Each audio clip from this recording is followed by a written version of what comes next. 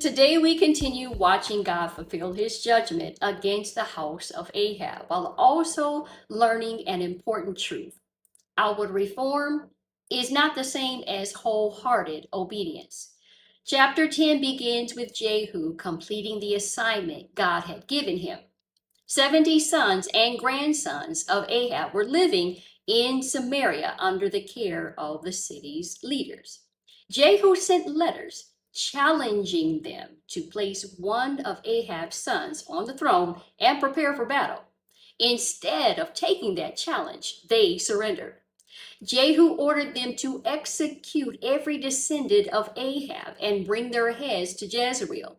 The next day, 70 heads were piled at the city gate, fulfilling the judgment God had spoken through Elijah. Jehu reminded the people that everything the Lord had spoken against Ahab's house had come to pass. On his way to Samaria, Jehu met relatives of King Ahaziah of Judah. Because they were connected to Ahab's household, he had them executed as well. Jehu then met Jehonadab, son of Rechab, a man devoted to the Lord. He invited him into his chariot to witness God's judgment on Ahab's family. Next, Jehu turned his attention to Baal worship.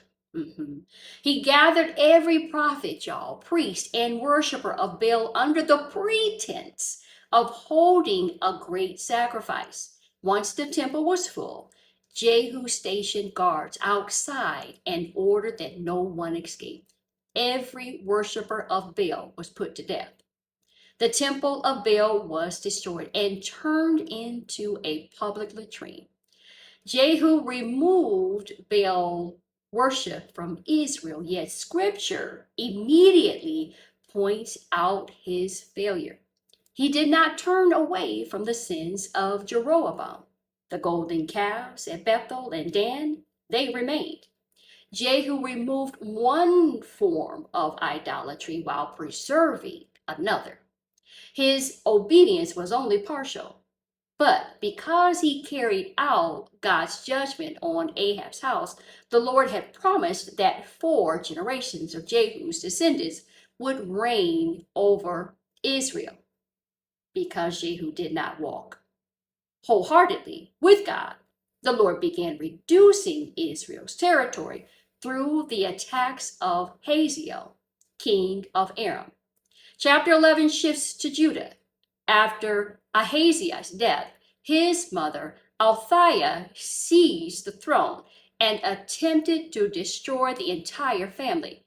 But Jehosheba, sister of Ahaziah and wife of the priest Jehoiada, secretly rescued the infant Joash and hid him in the temple for 6 years. He preserved the line of David. When Joash was 7 years old, Jehoiada gathered the commanders and temple guards, revealed the young king, crowned him, and the people shouted, "Long live the king." Athaliah cried, "Treason, treason," but she was the one who was doing evil. Jehoiada ordered her execution outside the temple. The covenant was renewed, Baal's temple was destroyed, and Joash was placed on David's throne. God's promise, y'all, to David remains secure. Now, chapter 12 begins with Joash's reign. As long as Jehoiada instructed him, Joash did what was right in the eyes of the Lord. He was determined, y'all, to repair the temple after years of neglect under Althea. When the original plan failed, however, a collection chest was placed beside the altar. The people gave generously, and the money was faithfully distributed to the workers whose honesty required no supervision at all. Later, Hazael marched against Jerusalem. Instead of seeking the Lord, Joash sent the treasures of the temple as tribute to Hazael and withdrew.